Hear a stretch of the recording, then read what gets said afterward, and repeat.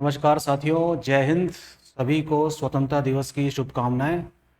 और आज हम लोग 76वां स्वतंत्रता दिवस मना रहे हैं और 77वें वर्ष में प्रवेश कर रहे हैं।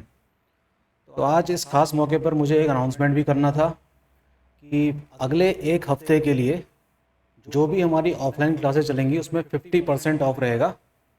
जो भी यहाँ पर कोर्स आप लेते हैं, जैसे कि यूपीएससी के लिए भी, और जो उत्तराखंड लोक सेवा आयोग का जो प्रस्तावित एग्ज़ाम है आरओ एआरओ के लिए, उसके लिए भी। ठीक। दूसरी आज हम चर्चा करने वाले हैं एक बहुत इंपॉर्टेंट चीज़ की, जिसका नाम है इलेक्शन कमीशन बिल। आपको पता ही होगा कि 20 जुलाई से लेकर 11 अगस्त तक हमारा मॉनसून सेशन चला पार्लियामेंट में, जिसमें कई सारे बिल पेश किए गए हैं राज्यसभा और लोकसभा में। इन्हीं में से एक बिल है इलेक्शन कमीशन बिल 2023। तो इसको थोड़ा सा समझना ज़रूरी है कि ये बिल किस प्रकार के चेंजेस लेकर आ सकता है, और हम इलेक्शन कमीशन की जो संवैधानिक जो स्थिति है उस पर भी एक छोटी सी चर्चा कर लेंगे। तो शुरुआत करते हैं इस बिल से, जो 11 अगस्त को राज्यसभा में प्रस्तुत किया गया। तो the name of a bill is election commission bill 2023। Okay, काफ़ी इंपॉर्टेंट है। इंट्रोड्यूस्ड इन राज्यसभा ऑन 11 अगस्त 2023। कब पेश किया गया है? 11 अगस्त 2023 को।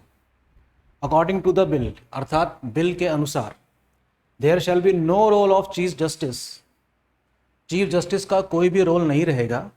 किस चीज़ में? इलेक्शन कमीशनर्स के अपॉइंटमेंट्स में।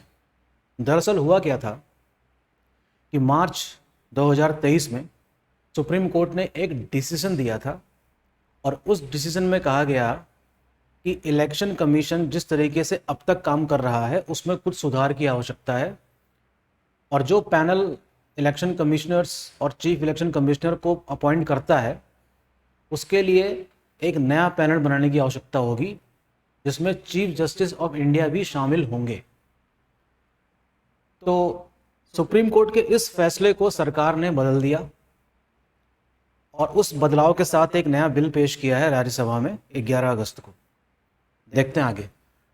To appoint the election commissioners and chief election commissioner, the bill says, bill ये कहता है कि there shall be a panel, एक पैनल का गठन किया जाना चाहिए, consist of cabinet ministers, prime minister and leader of opposition. LOP से मतलब यहाँ पर विपक्ष के नेता से है, जो अपॉइंट करते हैं, जो अपॉइंट करेंगे, इनफैक्ट करते हैं इलेक्शन कमिश्नर्स और चीफ इलेक्शन कमिश्नर को। ठीक है ना? और ये बिल ऐसा कहता है, लेकिन जो चीफ जस्टिस ने जो रिकमेंडेशन दी उसमें यह कहा कि एक ऐसे ही हाई पावर पैनल बनाई जानी चाहिए जिसमें चीफ जस्टिस ऑफ इंडिया भी शामिल हो, प्राइम मिनिस्टर भी हो, और एक कैबिनेट मिनिस्टर रैंक का हो।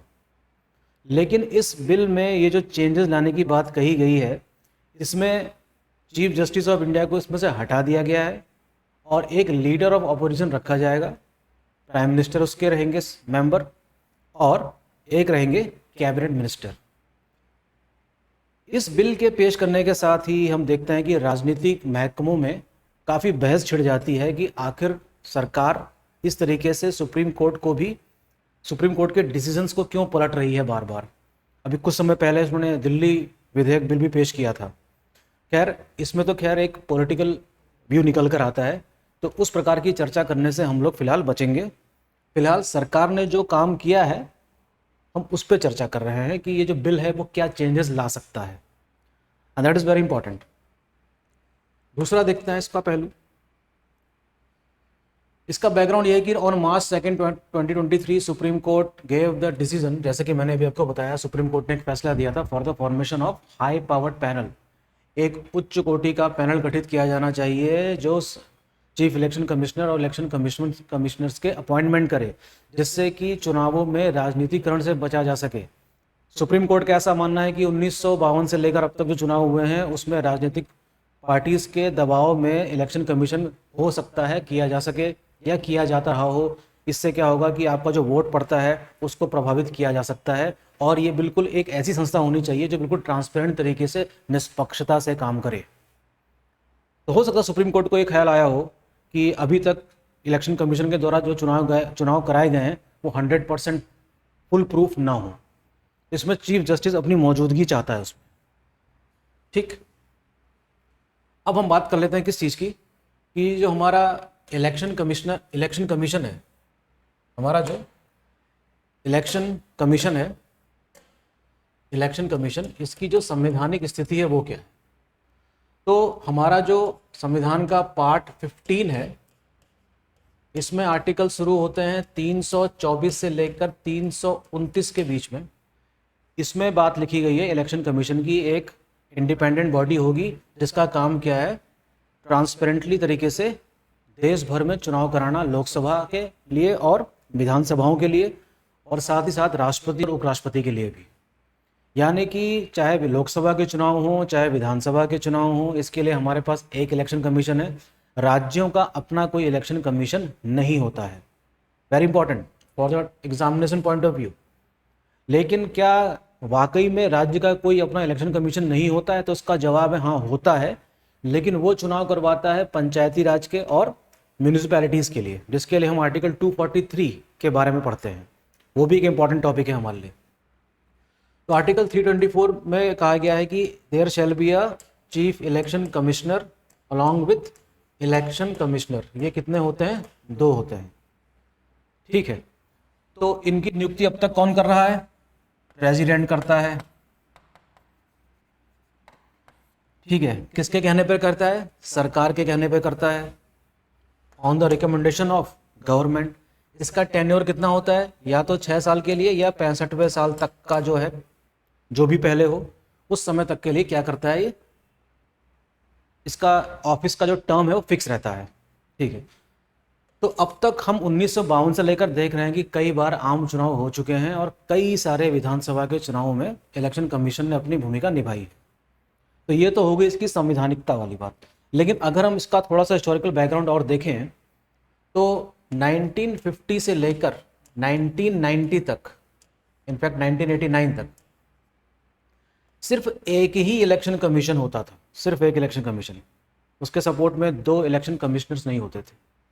बाद में 1989 में क्या होता है कि चुनाव में वोट डालने की एज 18 से बढ़ाकर 21 से घटाकर 18 कर दी गई, जिससे हुआ क्या होगा कि नंबर ऑफ वोटर्स काफ़ी बढ़ गए होंगे। नंबर ऑफ वोटर्स के बढ़ जाने की वजह से क्या होगा कि चुनाव आयोग के ऊपर अतिरिक्त दबाव पड़ा होगा, जिसके लिए 2 और क्या नियुक्त करे गए? इलेक्शन कमिश्नर नियुक्त किए गए। इस केस में इसको क्या कहा जाएगा? Chief election commissioner. लेकिन यह व्यवस्था समाप्त कर दी गई फाइनली 1993 में, जब PV Narasimha Rao prime minister थे। तब से इलेक्शन कमीशन 3 मेंबर बॉडी बन गई है, जिसमें एक कौन होंगे? चीफ इलेक्शन कमिश्नर, और 2 होंगे इलेक्शन कमिश्नर। और इन तीनों की नियुक्ति कौन करेगा? राष्ट्रपति करता है। ठीक, तो इसी चीज़ को लेकर इस समय करंट इवेंट के हिसाब से देखें तो इसमें कुछ सुधार करने के लिए सरकार ने एक बिल पेश किया है, जिसको हम कहते हैं इलेक्शन कमीशन बिल 2023। फिलहाल ये अभी पेश किया गया है। अगले आने वाला जो सत्र है, विंटर सेशन, उसमें हो सकता है कि ये राज्यसभा में पास कर दिया जाए। उसके बाद इसको लोकसभा भेज दिया जाएगा, वहाँ भी बहुमत है सरकार का, तो वहाँ भी ये बिल पास होने में कोई दिक्कत नहीं होनी चाहिए, मेरे को ऐसा लगता है। उसके बाद राष्ट्रपति अपनी सहमति देकर इसको एक कानून बना सकते हैं। और एक पैनल जो बनाया गया है सरकार के द्वारा, इसमें पीएम, लीडर ऑफ अपोजिशन और एक कैबिनेट स्तर का मंत्री होगा। ठीक है, तो इस तरीके से सरकारें अभी तक, मैं आज की सरकार की बात नहीं कर रहा हूँ, कोई भी सरकारें रही हो पहले, अपना प्रभाव दिखाने का प्रयास करती हैं।